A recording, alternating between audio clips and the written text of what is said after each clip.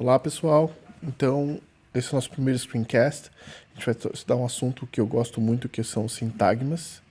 Tenho certeza que vocês vão gostar também.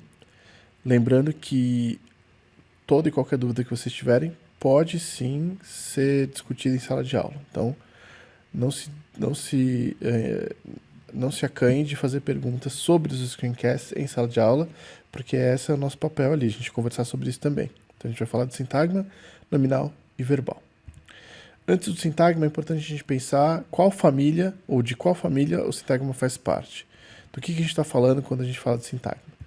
O sintagma está na mesma família da frase, da oração e do período. A frase são todas formas de organizar, na verdade. Frase, oração, período, sintagma são formas de organizar as palavras dentro de um texto. A frase, ela tem uma peculiaridade que é o fato dela poder ser composta por apenas uma palavra. Então, quando eu digo cuidado, eu estou fazendo uma frase. No caso da oração, a gente vai ter sempre a presença de um verbo. Então, a oração sempre vai ter um verbo. Quando eu digo verbo, estou falando que toda vez que tiver um verbo que não seja uma locução verbal, eu vou ter uma oração. E o período ele vai ser composto de orações. Ele vai ser simples quando ele tiver apenas uma oração e vai ser composto quando tiver mais de uma oração, ou seja, duas ou mais orações. Isso quer dizer, então, que eu posso ter um período que também é uma oração, que também é uma frase. Mas eu também posso ter um período que são duas orações e mais de uma frase.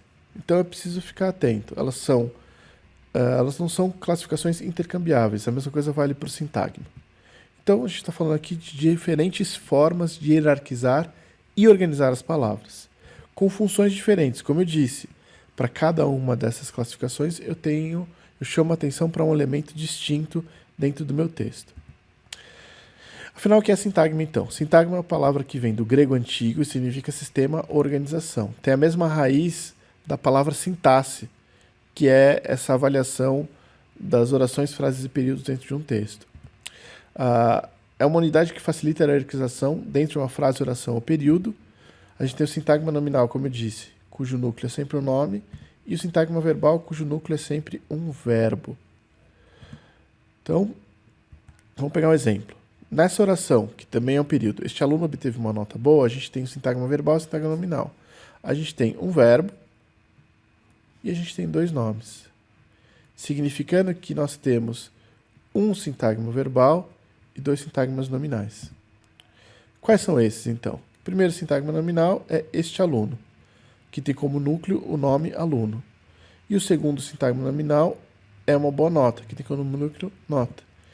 Observem aqui que o sintagma verbal ele é mais longo. Obteve ontem uma boa nota, porque ele incorpora um sintagma nominal. O contrário não vai acontecer.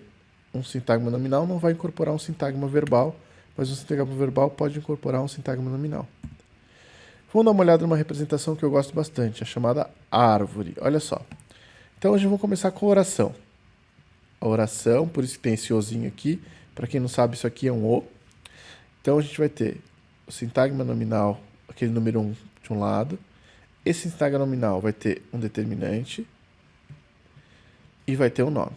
O determinante é aquilo que define, indica o nome. Então, no caso do determinante, vai ser um pronome, um artigo.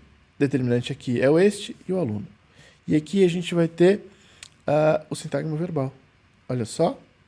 E o sintagma verbal vai apontar para outros três elementos. A gente tem o verbo, então, obteve. Um modificador. O modificador pode servir tanto para o verbo quanto para o nome. Então, pode ser um adjetivo, pode ser um advérbio.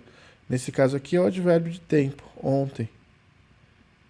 E o sintagma nominal 2, que a gente viu aqui. O sintagma nominal 2, a gente também vai ter três elementos. O determinante,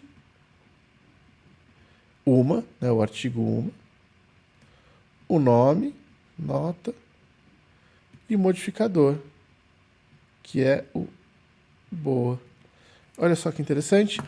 Vocês viram que a gente está falando de uma série de nomes aqui que parecem muito complicados, mas eu tenho certeza que com o tempo a gente vai entender melhor.